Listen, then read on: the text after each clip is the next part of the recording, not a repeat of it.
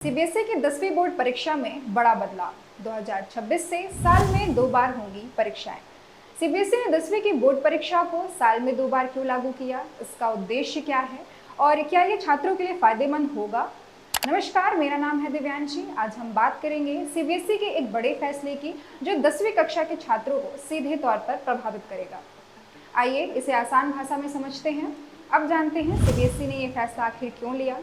CBSE ने यह फैसला किया है कि साल 2026 से 10वीं के छात्र साल में 2 बार बोर्ड की परीक्षाएं दे सकेंगे। पहली परीक्षा फरवरी में होगी जो सभी के लिए अनिवार्य है। दूसरी परीक्षा मई में होगी जो वैकल्पिक होगी। इसका मकसद है छात्रों को अपने अंकों को सुधारने का एक और मौका देना। सीबीएसई के चेयरमैन राहुल सिंह का कहना है, पहली परीक्षा अनिवार्य होने से छात्र इसे गंभीरता से लेंगे और दूसरी परीक्षा वैकल्पिक होने से उन्हें तनाव कम होगा।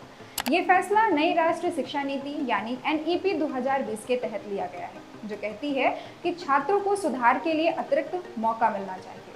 अब सवाल ये है कि क्या ये नीति छात्रों का तनाव कम करेगी या बढ़ाएगी?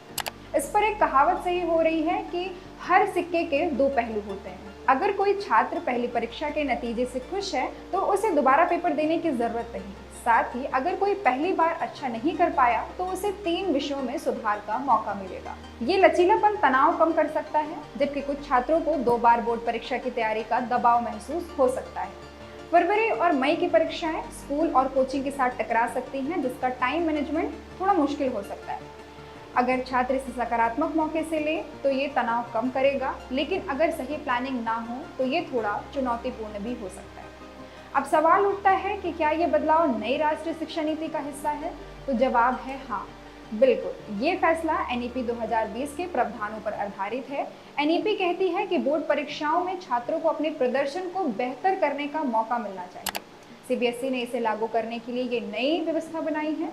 अब समझते हैं कि ये नई व्यवस्था कैसे काम करेगी। पहली परीक्षा फरवरी में होगी। सभी छात्रों को सभी विषयों के पेपर देना अनिवार्य है, जिसका रिजल्ट अप्रैल में आएगा। दूसरी परीक्षा मई में होगी।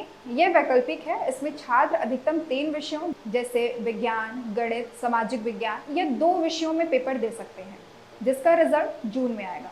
अब जानते हैं अंकों का चयन व ग्रेडिंग और दाखिला की क्या प्रक्रिया होगी।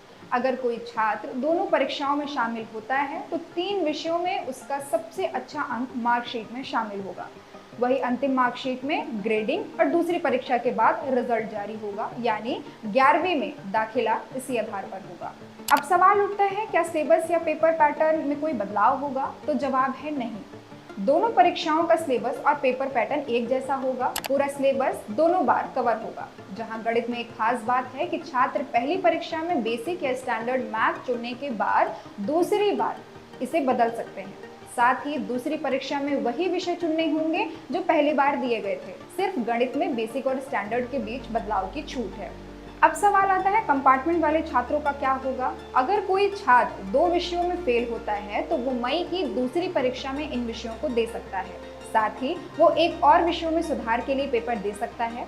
हालांकि यह फैसला 2026 में लागू होगा। 2025 में केवल कंपार्टमेंट की परीक्षाएं ही होंगी। आज के लिए बस इतना ही। देखते रहिए विंध्य फर्स्ट।